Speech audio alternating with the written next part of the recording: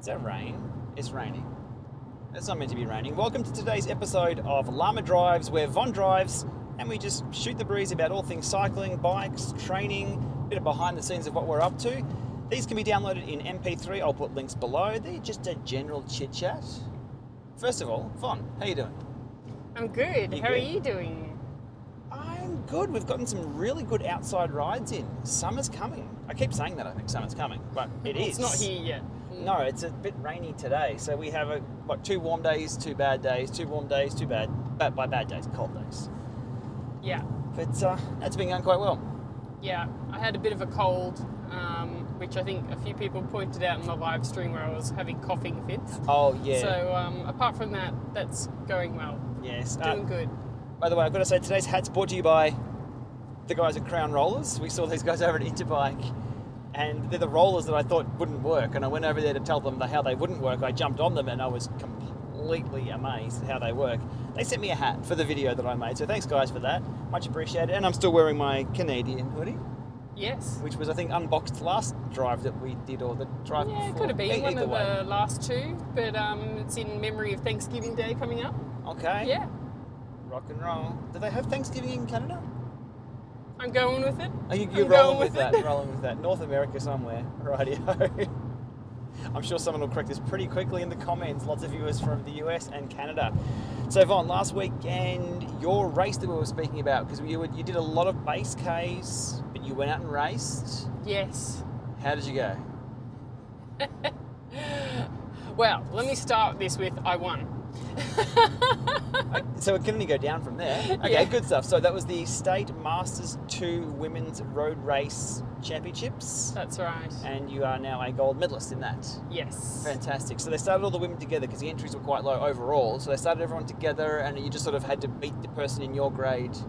Yeah. So all of the grades were together and they didn't have any way to identify the different women in the different groups because even my number wasn't in the sequence that they'd put in the book, the start list book.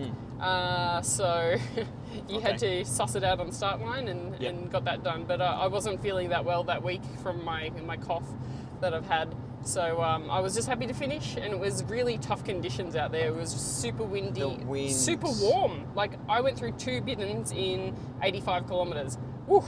Gone. I was dry by the finish line. It was a northerly wind, so in Australia, the shape of Australia, it's really warm in the centre of Australia. We're not quite the centre, we're sort of down south and to the right. East. Southeast. That's where we are. So when it's a northerly wind, it's coming from central Australia, and those winds are usually warm and dry. So I rode the 20Ks out there to watch the race, and that was a tough ride just getting out there, but I can't complain. Von raced in 85Ks of that, and did quite well. So other competition, all suffered the same in the crosswinds. Any tactics there? Any tips you can give us for how you raced? Well, we started with a tailwind, which was amazing, and then it was a right-hand turn into a side cross. And from there, it was gutter action, where we just saw the whole field splinter. Yep. The elites jumped off the front, and I tried to jump on the back of them.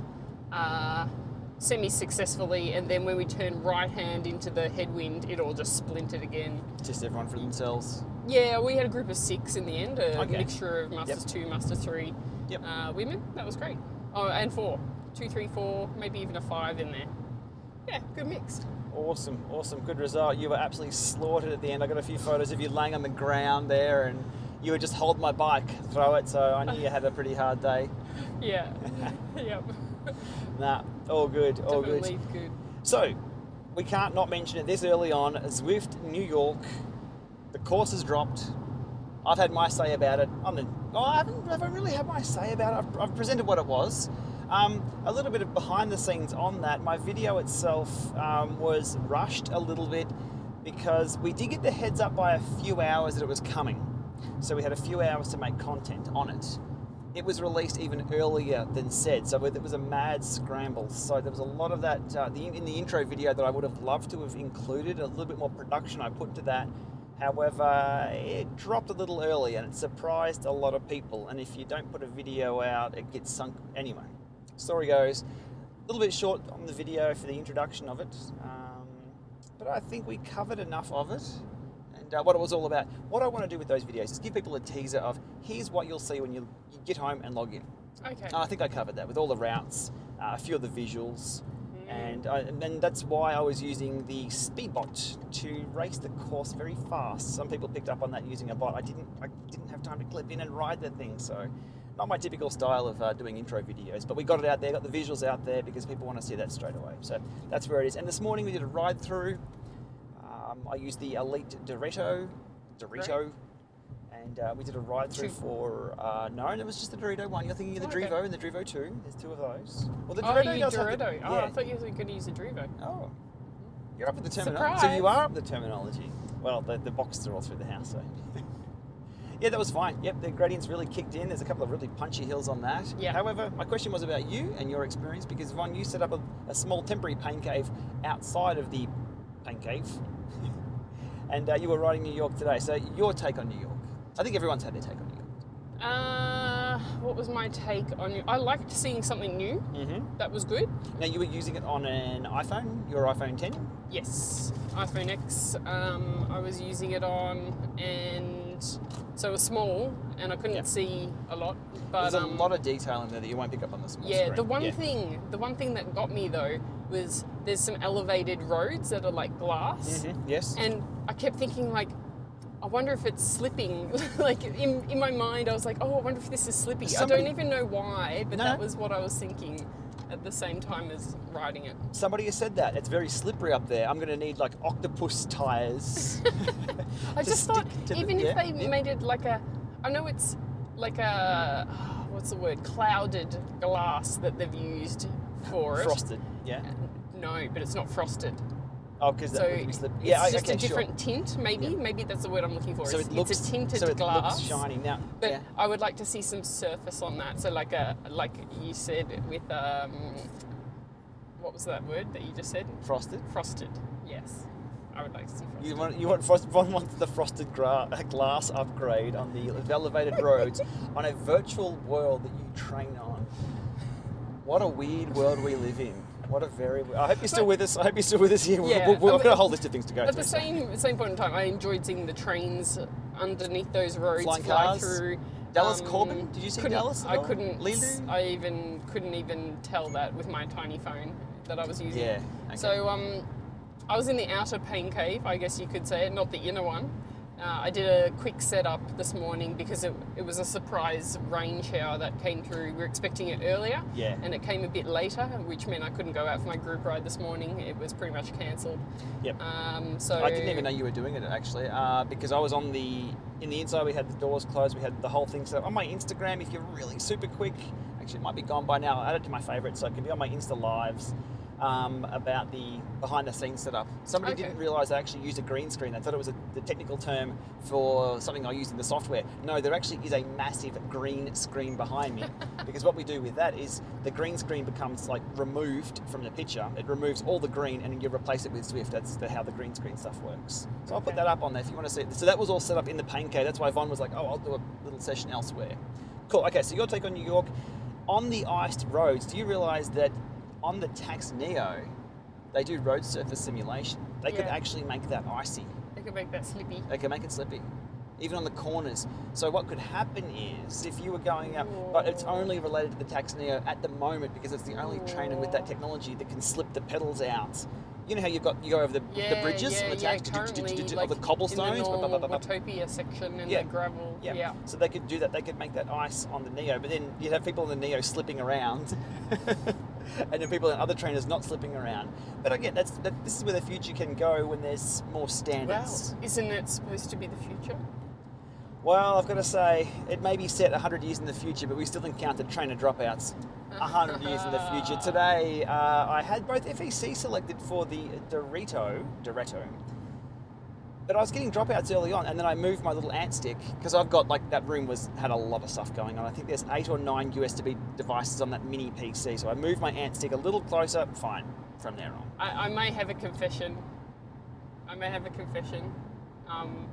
I had the microwave on at the start of your live stream, and then when I heard you saying, "Oh, something's gone wrong," I'm like, I better turn off the That was it. microwave. That was it. You I may have. You bearer of bad news that doesn't make me feel happy inside. Fuck. Real? Okay, right. So that might explain it. We have A microwave right next to the trainer room. It's just on the other side of the wall. Microwave ovens operate at 2.457 gigahertz. Ant Plus operates at 2.457 the exact wavelength of... So watch the first 5 minutes of Shane's live stream and see if you can pick... I was polite with this one. The other one where I had dropouts and the trainer locked, I wasn't very polite. With this one though, I'm like, no, that's all cool, because I thought that what was going on and I thought right, how about that? It may have impacted it. As I said, behind the scenes here on Lama drives and gets a little frustrated. If we were to buy a new mic, I should just do a video review on the microwave with a spectrum analyzer and just show people what happens. I could sit a bike and a trainer next to it. We just cook our lunch or something, watch things drop out. Make some popcorn. There's no freaking popcorn. Oh, this microwave's going out in the bin. But there's a lot of documentation around on Zwift and indoor training, and one of the myths they tried to bust was no, microwave ovens do not affect Ant Plus signal. We have absolute, irrefutable proof that it does. Yeah. Plus the theory. Cool, there we go. Thank you for letting me know that. Anyway, that explains it. So cool. Okay, it's not the tech. I always complain about the tech. It's the setup. It's the technician cooking lunch is the problem. Alrighty. So, your take on New York, new roads, cool stuff. One of my criticisms on the Zwift cast, and a lot of people were saying episode 56 of the Zwift cast out today, which would be yesterday when you're seeing this. I'll link below to the Zwift cast. That we were a little critical of it. Okay.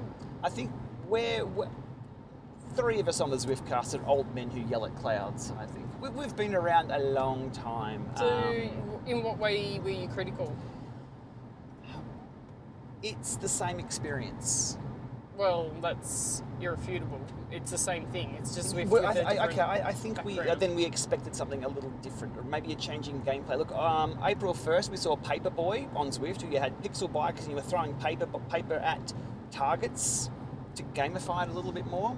So this is the future, but we're seeing the future environment with our current bikes. Okay. So there's no... I mean, if this came out with steering or veering, that's a game changer. If this came out with a new erg mode, now I've said this on the Zwift cast and also on one of my lives, there is a run-only course which I'd love to be able to jump on the bike, sneak into one little section of the run-only course where you're not meant to be on a bike, and if then the blue guys come out, if you remember the blue guys from the beta days, they could chase you down, and if you're caught, you're thrown off and thrown into erg mode for 5 minutes. 2 minutes, you know, they throw a spiral of death at you like a star, or I was going to say shoot you. You probably know guns in Zwift, but something. I like the idea of a spiral of death. That's imagine awesome. getting thrown. Because essentially, or a trainer drop out. So essentially, you drop out. You get those anyway if you're cooking lunch. No, just I know it sounds gimmicky, but that as an option would be good, because some people just want to get on and ride. Now, what we saw this morning was that there was a 130 kilometre ride going on, like after your session. Yeah. And no one, well, in my opinion, no one necessarily wants train dropouts and things like that happening when they're trying to get a consistent, good training session going on. Yeah. But if you had an option of a Mario Kart ride session. Again, why not? the Let's reality have a has fun been hour. the reality has been built. It's now up to build on top of that, and not just new roads. So I think, and look, that's feedback. You'll see in the comments of my videos. You'll see the comments of the live stream. You'll see comments on the Zwiftcast as well. The people are like, oh, we've been surprised. I think if you're new to Zwift in the last 18 months, you've been showered with volcanoes, Alpe Zwifts, all that. Yeah. Whereas we're sitting back going, really? And they were game changers at the time, especially for longer climbs, because there was never a longer climb. We had the Watopia Wall. Anyhow, I think it's time, not just Zwift alone, but somebody will come along. They will come along and gamify this genre. Yeah, I mean, now that things are becoming even more stable in this space. Well, and plus FVC sorted out, Bluetooth FTMS is getting sorted out. There are a lot of legacy things here happening, but we now have the Unity engine. Look, the latest update to Road Grand Tours with the Paterberg is looking pretty cool. Big open plain roads to ride on. I've looked at the beta this morning and went, Oh, because that looks like the roads that I do. Looks like the rides that we do outside. Futuristic New York isn't kind of that. Anyhow, It's something different again. Speaking about this industry in general, someone will come along and gamify it and will catch others out. It'll be steering, it'll be power-ups, it'll be throwing somebody a spiral. I'd love to be able to throw a spiral of death at someone. Imagine racing along, racing with Slane or something like that. You know, you elbow to elbow on just throwing it. Something to take away from the boringness of being indoors. Anyhow, enough on that. So New York, out of 10, to put you on the spot. Give it a 7 or an 8. 7 or an 8. What would make it a 10?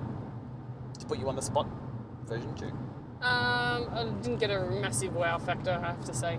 Yeah. I didn't. Yeah. I enjoyed seeing the skyline. That was cool. I've never actually been to New York, so that was kind of nice. Yep. I put up a Insta post on that saying, I hope that's what New York looks like when I get to visit it. Yep. I don't know when it is. When that will be is more the point. You want to be a part of it? Yeah. We won't go. I've used the New York theme songs for the last couple of videos, the intros and outros. So another update, the welcome update, is the erg mode button that we have spoken about before. Oh yes, it's changed in game. Now, for those playing at home, the erg mode button, you can switch erg mode on or off in a workout, and the button just said erg on or erg off, but you weren't sure whether it was the button was telling you if you pressed it to turn erg on or the current status of erg. It confused everyone. Everyone. Nobody knew what the button. And there were arguments about it as well. It was brilliant. And I think especially because Zwift Academy has just gone through and there's been so much focus on workouts. So yeah. So erg mode button now says erg is on or erg is off. It is stupidly clear. The developers or the designers may have just been like, what the hell? We really need to hold hands this much? Yes, you do. Thank you. Absolutely, you do. There's no question about it. And sometimes the most complex things will be understood and simplified. And sometimes the most simple things, such as turning something on or off, like a switch, is one of the most complex things out there. Again, erg mode, even explaining what erg mode is, can be difficult. It's one of my most popular videos. I will link below to an introduction for erg mode, what erg mode is, what it does, the spiral of death, and how to correctly ride erg mode, which in summary, you try not to change cadence, and you try and ride through and match the power that it's trying to do for you. If you slow down your cadence, it will then start getting harder or feel harder. Links below to that video. Anyhow, update on that one. Cool. Alrighty, I've a huge list to go through here, so I hope you're enjoying this one. Keep it moving. Okay, thank you.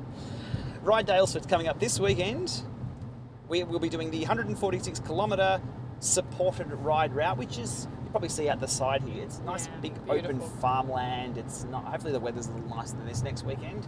So we'll be out there doing that. Vaughn, looking forward to this will be our biggest ride. Actually, no, you've done 180 k's. It's going to be my biggest ride in a while. Looking forward to it. Yeah, I'm really hoping that I'll get a little bit more, feel a little bit more like myself on the bike with this cold rolling off. So even this week I'm feeling better. It'd be good to do a couple of longer rides this week. Yep. And get out there for next weekend. It looks good. It literally is the roads out the side here. Really is. Here's Daylesford exit up ahead. The Daylesford exit's right here. There we go. We need the camera at the front. You're going to love it. You haven't ridden out that way. We've raced out there, but when you race in like Newstead and Castlemaine, Harcourt, we've raced out there for years. There's been time trials, criteriums, that's not where we're riding. It's just a little bit off the beaten track there. It's all tarmacked, which is good, so sealed roads. Really looking forward to it. If you're following along my Strava, links below to both of our Strava to see what we're up to on the bike. I've started to do the Creswick loop now, not the Sheep Patrol square loop. It's brilliant. It is super good. Von's been telling me about this loop for 12 months. I've refused to go out there because I know I was stubborn enough to think that my loop was the best. This is a super cool ride. If anybody comes to Ballarat and wants to go for a ride, let me know. I'll take you on the Creswick loop. Good coffees in Creswick. Yeah, it's a 50k loop. Yep. Takes about 2 hours. The shorter one, starts off, nice climb. I think the 3-minute climb is the longest. A couple of rollers. The best part about it is the busiest road is downhill for 10K with a few rollers. So regardless of how you're feeling, tired, hungry. I was hungry when you were dragging me through there. Yvonne was on the front, pulling me through. I'm like, are we there yet? And Yvonne, it's about 10 kilometres away, but it's so fast. Yeah, you can get super fun. You can get in the drops, you can go easy, you can go hard, you can pace it differently. It'd be a good section of road to pace differently to know how you respond to that effort. Now, what I'm talking about here, I'm sort of down a rabbit hole. 10 kilometres here to here, yeah, with a few undulations. Do you get down in the drops and just do one single pace and change gear diesel and go train, up and down? yeah. And just diesel the way through? Or do you punch up the hills, punch over, and then ease off? It'd be a really good one to know, what suits you for pacing. Yeah. You can play with it a bit. Yeah. Yeah. And there's, even if you screw up your pacing and you blow up effectively, you can. Well, by blow up, if you're not familiar with that terminology, you're riding along. That's the term we use when you've expended too much energy. Your ride checks, your legs can't cash, and you Me just last weekend. well, you got to the finish, or at the end there, you blew up. You're just like, you're done. But that's what you expect at the end. But if you were to blow up mid-ride, you just can't keep up. You can't. With a course that does this all the way down, It's so good. you can't make a mistake. Super cool. I got back the other day. I was pumped for that one. That was awesome. Okay, so Ride Daylesford's up, and we'll do a couple of Creswick loops. Ride Daylesford's also a supported race. It's a charity ride. So every 30 kilometres, like the old, it's 15 kilometres I think out here originally, but 30 kilometres are our town distances in Australia, typically for, I think, steam trains. Okay. Or horses or something. I'll look into that. That's the history of why the towns are so far apart. Something like Ballarat, Balan. What have we got? We've got Bacchus Marsh coming up, Melton. They're all about 30 kilometres or 15 kilometres between for refill stops. So if people want to refill on this ride, there'll be aid stations and bits and pieces like that. Bananas for days. Awesome. If you want to come join us, there's a GPLama group code. Oh, there is. So no discount on that. It's just to join the group. I'm not sure what we get. It's just, Anyway, links below to Rides Daylesford. We'll see you there if you're there. Some people in the live stream said they're coming along. Oh, brilliant. So, More the merrier. We're And just there's cruising. multiple distances. That's the other Yeah, thing. so there's a shorter one, there's a middle one, and there's a one we have to get up with really early and get there quite early to do the long case. But we're just cruising. It's not a race for us. I think the last Fondo that we did up in Whittlesea, we missed the start, which was really funny because as competitors, you're always at the start 10 minutes early. And you're waiting. You're right at the front. We've done that for years. You just have to be there. This one, we're like, you know what? Nah. And we can hear the announcer say, last wave, go now. And we're like, I've only got one shoe on. We're still at the car. And that was just chilled. That's how it should be. That was actually really comfortable. Yeah, and then we took off, and then we filtered, because there's people of all levels there. Racers up the front, through to casual riders, through to tandem, you name it, every level there. So we just sort of rode through groups and just found our own little pace. Said hi to everyone. It's good. Yeah, ate the bananas and the coffees. Yeah. So it's always good. Yeah, we had a coffee stop in the last one, though. Do you reckon There's going to be at least town? 2 coffee stops in this one. Yeah, we'll have to check out the route and see if there's a town. I ride for coffees. Yeah. Awesome. So yeah, those little things like that. There's quite a few of those coming up here in Australia in the next 6 months as the weather warms up. Yeah. So yeah, we'll bring you those. We won't do a full ride through with the camera on the front, but we'll share the experience anyway. Yeah. But yeah, follow us on Strava. You'll see all those, the highs and the lows. Hopefully more highs than lows. Maybe some undulations. Ride to work day, Von. How do we go ride to work day? We promised we were going to aim as that as one of our targets. It was pouring rain that morning, and I wasn't going to do 130 Ks. Okay. So with my chest cold as well. So it is not cancelled. It's just postponed. Okay, hang on. You'll get your race entry. So I've got to cross out cancel here and put postponed on Yes, my notes. it's not Okay. cancelled. You still have to ride to Melbourne with me. Yeah, we one can do that. time. Okay. And you can choose if we do the gravel route or the sealed road route. Now that's 130 kilometres for those playing at home. Mostly downhill. Mostly downhill. Yeah. Because we're in Ballarat is at elevation 350 metres or 400 metres elevation, and Melbourne's obviously at 2 Sea level. Sea level. At the bay. Yeah. Yeah. Cool. All right, so postponed. So that's where we're at. So if people were following along, wasn't done. I went out into the Creswick Loop that day, I think. in the afternoon yeah. when it dried up. Yeah. Because the afternoon was beautiful. I Yeah. was thinking maybe like I could have ridden home from work, but then that's all uphill. Yeah, Melbourne to Ballarat, which is a famous race Von's done before. Yeah. Which is along this road on the other side, obviously, because we're going the other way. It's a legendary race, but they keep starting it further and further out. As the city expands out and Ballarat expands out, they're sort of stopping it either way.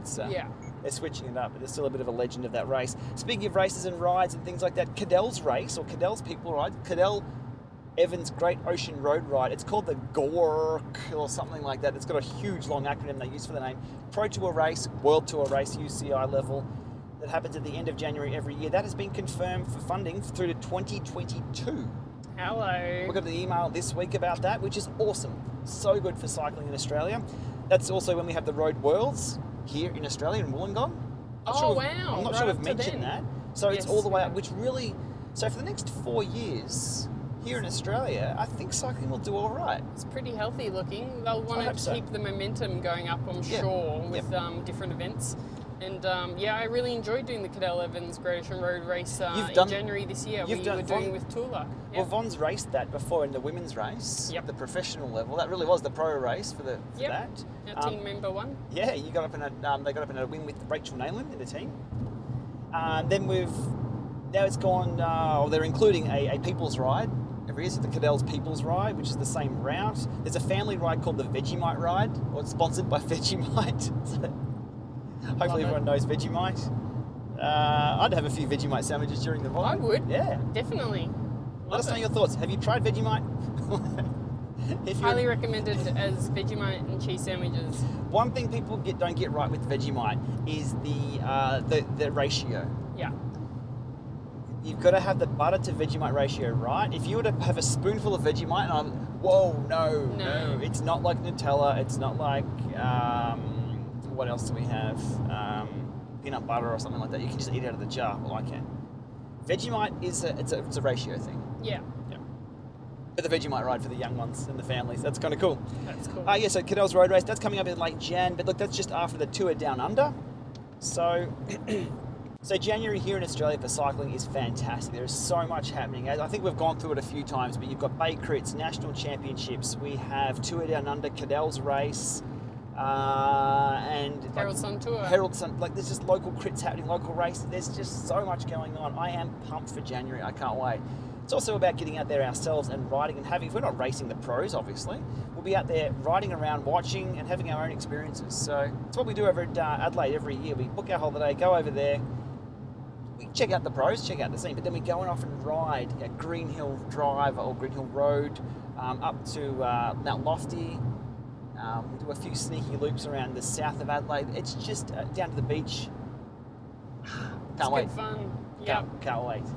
And Christmas is over, so all the Christmas New Year stuff, which is crazy, is all over. So looking forward to that. Anyway, Cadel's Road Race, sponsored through till 2022. Awesome stuff. Speaking of doing things and channels and stuff like that, we just hit 69,000 subscribers last night. Did you? Woo! Doing well. Nice. The channel's just ticking along. How long do you reckon till you hit 70? The big 7-0. The big 7-0. It depends. It really depends. I don't... Does it generally tick along about a month? 1,000 a month? 2,200 a month. Oh, wow. So actually, well, there you go. 2 weeks is the answer for that. Yeah. Based on current standards. I mean, who knows? You saw what happened with the video from Eurobike. Yeah. From Ceramic Speed. That was 13,000 subs in a couple of days because it just got out there and seen. So I appreciate all the subscribers. They really do help the channel. It helps the algorithm. It helps sort of just confirm the channels and what the content we're making and we're doing is being watched, being enjoyed, is helping people out. We got a lot of good feedback on that, which is brilliant. And I just enjoy bringing you new stuff. Speaking of new stuff, next on my list, the Stac Halycon trainer. That wheel-on trainer that doesn't touch anything, the silent one. We've got one of those on the way. Excellent. So we shall see that.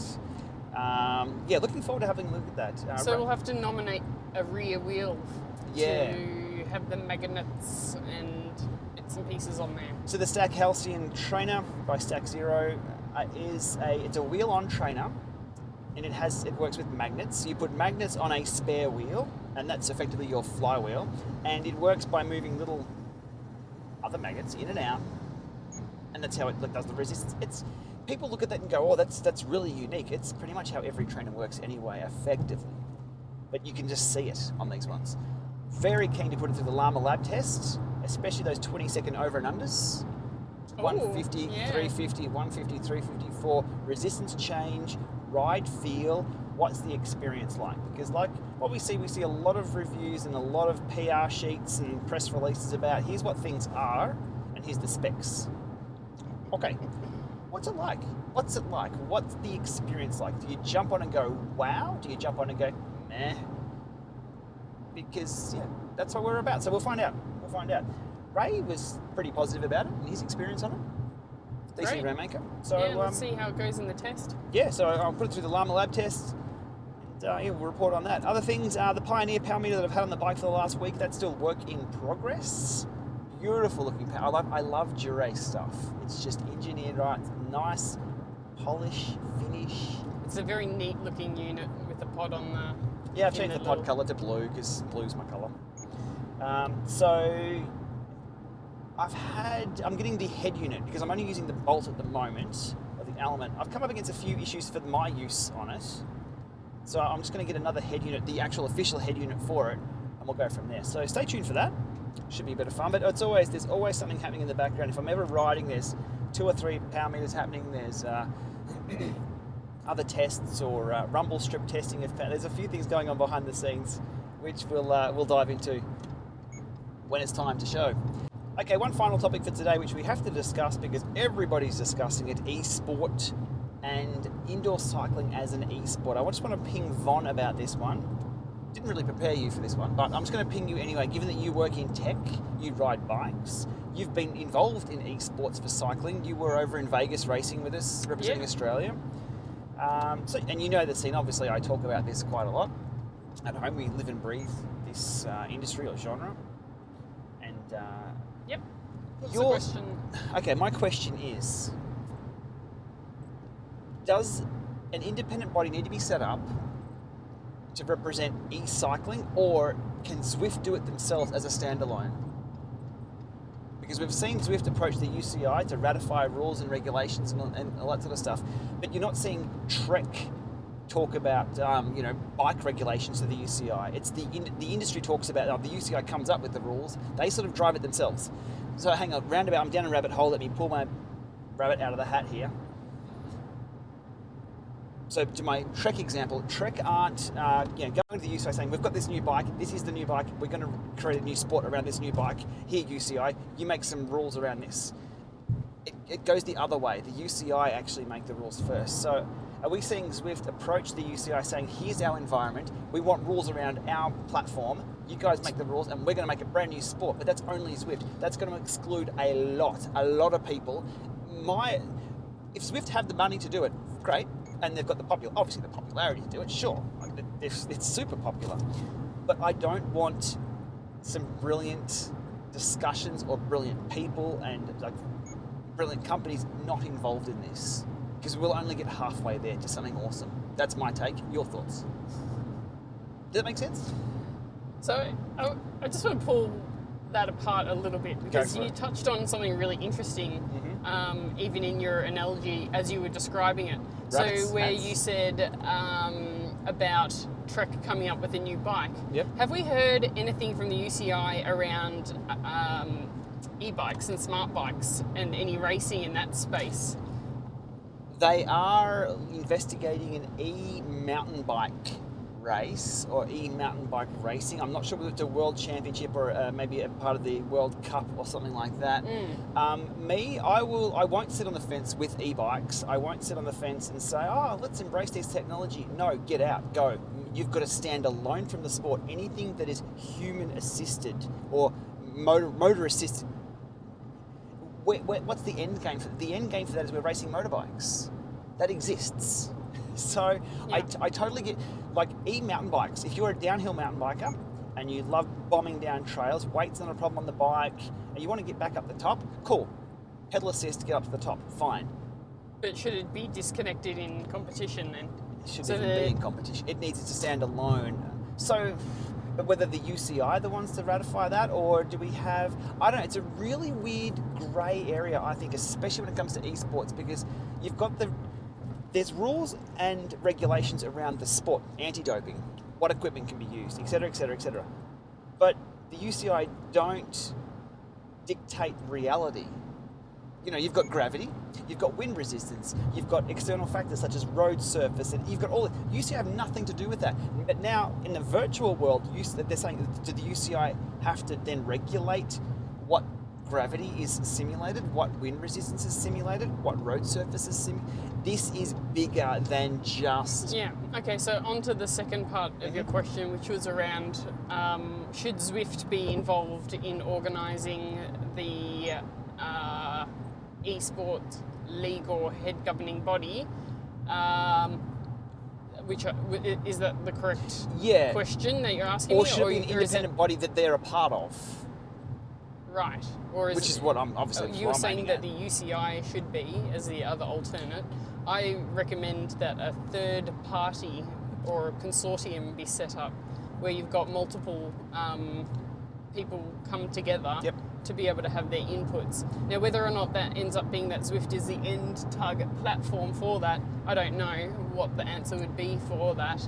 But there's, like you said earlier, and we've seen on your other software update videos, like the news one that you did the other week, that there are many people and organisations offering a virtual experience online, indoors, and their own sporting leagues. So we've seen Tax have got their own... Yeah, the Wattmeister competition. That was super cool to see those guys get offered a spot on a pro team.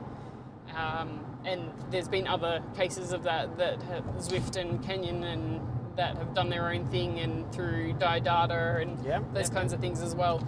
But that's not necessarily the end game of the race, right? That's not an e-sport. That's marketing. Yeah. That's using the platform as marketing, as talent identification and things like that. That's cool. That's but right. We're talking about an e-sport here in a league where people race, and I'm not sure. I want to step back from this and have an umbrella view of they're building a new sport rather than building a new advertising or marketing revenues or revenue stream. Fair enough, there's got to be money involved here. There's why else would you do it? It's companies, it's business, it's private money. But and it's also attention, right? So that's the other part that you're trying to grab. You want to get their attention. You want to get people to hand out over their money for either their attention or their product, or whether that product is bike or online software or training platform. That's it. What's the end game for all this? Does it drive people to jump on and race? Is that the end game? Or does it drive people to come in and use it as a training platform?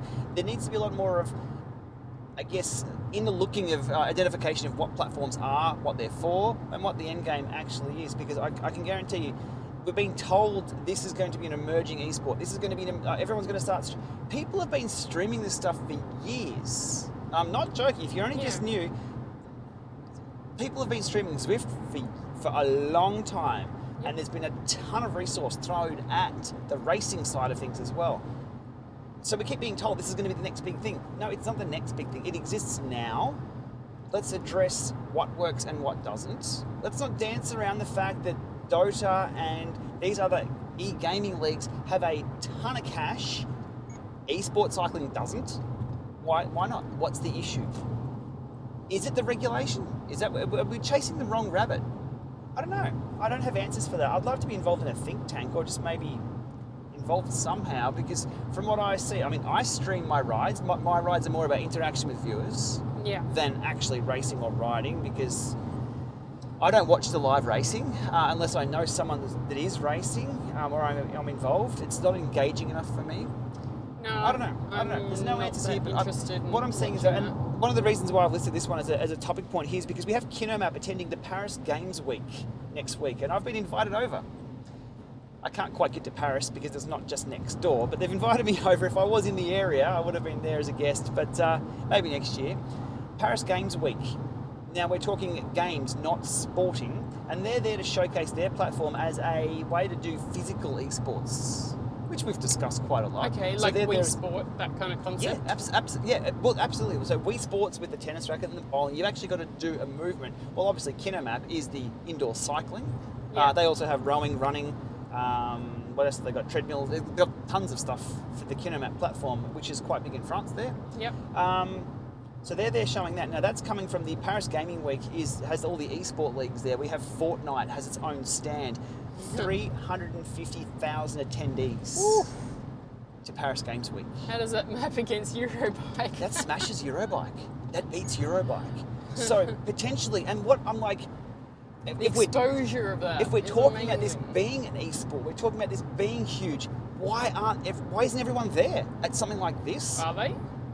KinoMap are. Yeah. So it's good to see.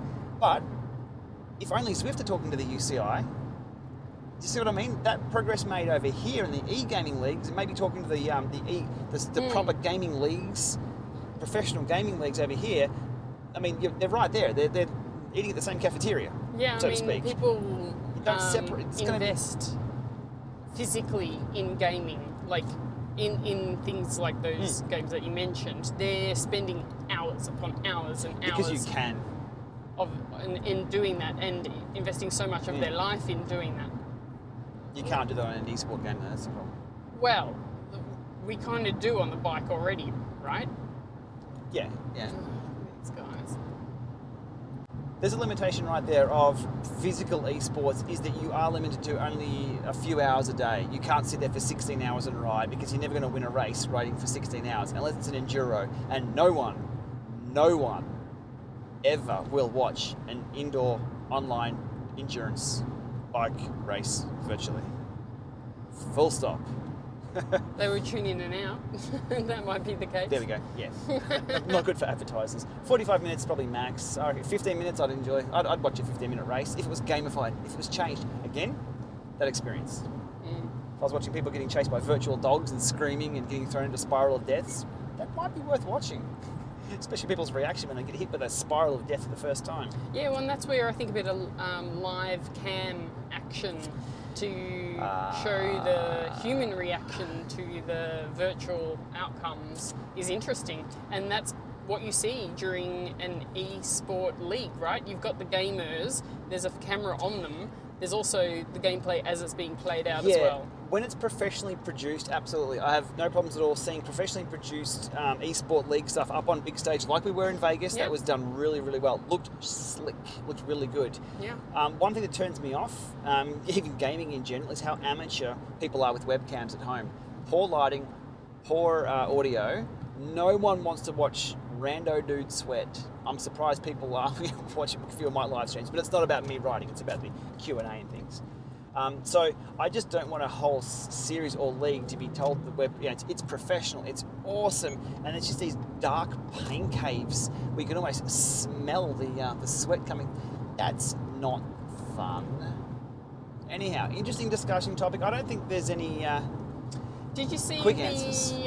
Speaking of dark lighting and interesting launches in sport, did you see the launch of the Peloton running platform stuff this week, where they had these spotlights coming down over the riders that they would then walk through to their treadmill, and then they would be touching the screens in the dark for their runs? I did. How fascinating was that? I did. I'm a big fan. I'm not a big fan of the Peloton hardware. Okay. Peloton aren't in Australia. Peloton are.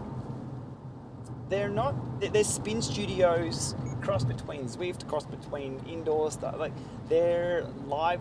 I am fascinated with the model of Peloton. I keep a very close eye on what they're up to. Their post this week that I put up on the GPLama Facebook page was a mother on a Peloton bike, and the baby was sleeping right next to it. Yeah. That's marketing perfection. That's their target audience, and that's why their bikes are silent as well. There's no gear, there's no clunking of the gear changes. Us as roadies, we want clunking gear changes, but that marketing on point, like nothing else. That's why I shared it. It was like, look, marketing 101, and this is why we push for better hardware, quieter hardware, because sometimes it's not about us. It's not about us. It's about someone sleeping next to us, be it baby, wife, And kids. it's about enabling the exercise, right? Yep. That's the way I see it. Yeah, and with their bike, that changes the experience. So this is if you were to give somebody, they had an old exercise bike, didn't ride at all, you give them a bike and the software and the solution all in the one box, bam, that changes the experience. What's Zwift's Peloton move? Is it the bike they've licensed? Are they going to do something about that? We don't know. I don't know. They need a Peloton move to pivot to make the experience something else. Needs an injection. They need a ceramic speed video, like my channel had a ceramic speed video from Eurobike. Bam, 4.8 million views, tons of subs, lots more eyes. The channel really got the injection, just stepped up. What's Zwift's next move? I don't know. Well, maybe I'm watching if Peloton. Tax release their bike, yeah, here we go. That might just take off with their training platform and just eclipse everything else. Who knows? It's going to be hard to pull people away. I think in conjunction with, but that tax bike, which we should see soon, that needs to nail it. Needs to nail it. It felt pretty great on the showroom floor. So there we go. Can't wait to see what it really is like. Because the thing that gets me is about the fixed gear on the Peloton bike, and how are you going to do like punchy intervals and things like that? Because I'd love to do a class with one of the sessions. That would be amazing. As a roadie, I like coasting. Yeah. That was the hardest interval ever. Hooah, fall in a heap. Flywheel, you hear the ratcheting in the background. It's just you coast down and do whatever you need to do. Whereas the Peloton bike, it's like riding a track bike. It kicks you in the arse. It's a fixie. Yep. It really is. No, so I did see their marketing on that and the run side of things. If anyone can make run work, it's a company worth about $4 billion. Sure, so I'm keeping a close eye on their marketing and see how well that goes. I mean, running indoors is really boring. So if they can make it interesting, I'd be... Their run machines have a big screen. And I've noticed that with Zwift Run, that you need a big screen in front of you to feel like the road's moving. Okay. Otherwise, you're just bouncing around. You can't even reach your own lane there. So, big screen stuff. Cool. Enough on that. Good chat on the eSport side of things and what's coming up and what needs to be. But I mean, these are the conversations that I'd love to hear about in the back end. I'm sure lots of companies are having these. There's a ton of cash there to grab. There's a ton of interest in this area. I just want to see it move forward. Again, as I said, rather than just one body come along and make it about themselves, bring everybody in for the ride, and everybody makes the indoor training industry itself, the hardware side of things has gone through the roof since indoor training has been revolutionized. So we need to see that in the software side of things as well, if it's going to be esports or a general activity for people to do. Yeah. Imagine having a platform where this couldn't happen, but other software vendors could plug in. Like, you've got a reality provided by somebody, but you log in with your Zwift bike, or you log in with your Kinemap bike, or you log in from your other app. I mean, we're talking some pretty hardcore pie-in-the-sky APIs here, but I'm going to log in as my Sufferfest bike. And I'm going to ride that because I'm a Sufferlandrian. Well, we are, because we've done the 900. So imagine, but then we're talking about private companies here who provide the platform. It's not like here where you can ride your Trek bike up against your Giant, up against that. But I mean, we've got to think about these. I like where things may go in the future. Future think. Who knows? Because I can tell you, guarantee that what we'll see in 5 years is something we haven't even thought of yet. So someone's thinking about that now. Yeah. Interesting stuff. Could be anybody watching. Let us know in the comments here if you're part of any of this. Tell us what the future is. Yes. Because in 100 years' time, we've got see-through roads. How about that? Roads. Already coming on the channel, it's trainer season in full swing. Pretty much everywhere in the world at the moment, because nobody's in summer, nobody's in winter. Everyone's in this half-assed land of rain, hot, cold. But there is a massive uptick on the channel for people searching for trainers and information on the trainers. I have a massive library sitting there. So if anybody asks you where to get information, encourage them to jump over to YouTube and just do searching stuff. Yep. That's how my channel ticks along. It's YouTube search. It's not the daily what I'm up to. It's the information that's sitting there in the big library in the catalogue. So the videos on the Doretto are doing well. The Kicker Core, the Drivo 2, all those are getting a lot more views because people are like, what am I going to buy? What am I going to upgrade to? So they're all doing well. So more on that. And in relation to that, we'll do some tips, we'll do some setup tricks, we'll do some advice from just the 2018 Pain Cave experience. I'll do a few of those videos. A lot of questions coming through about the videos I did 2 years ago. It's been 2 years since we did Zwift on a budget. So just refreshing those of what's new, what may be cheaper to set up. And yeah, but it's all about enabling people to have a better experience indoors. And some of those really small tips make a world of difference. I mean, just simply having a desk in front of you where you can access things, having a towel. People still even ask, do I use a fan indoors? Absolutely, you need a fan. We can take it to the next level. We can show you which fans, the on-off switch we have for those cheaper fans, or even to the extreme level, with the premium level kicker headwind.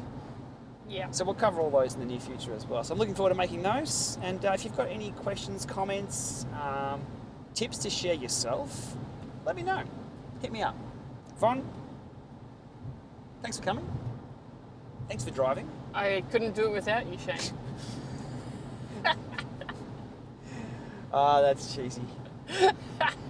But we'll leave it there for today. Thanks for watching. It's been a long one. Thanks for coming on for the journey. And appreciate all the views. If you're here, thank you so much. We'll do a few giveaways as well. Actually, here's a sneak peek for those who have hung around. Yes. A lot of the time, if a company approaches me with a product, I'll ask for 2. One for me to use and break, review, and then give back. One I can give out as well.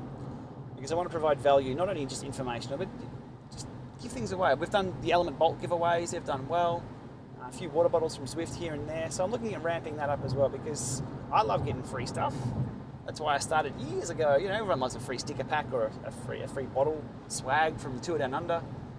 So yeah, if I can repay people back. So stay tuned for, it's quite a significant one that may just brighten up your life. Is that a hint? Magic. Stay tuned. Thanks for hanging around. Again, we'll be back with more very soon. We've got a ton on the cards. Have you seen my list? So many. We've got heaps to do. You're so busy.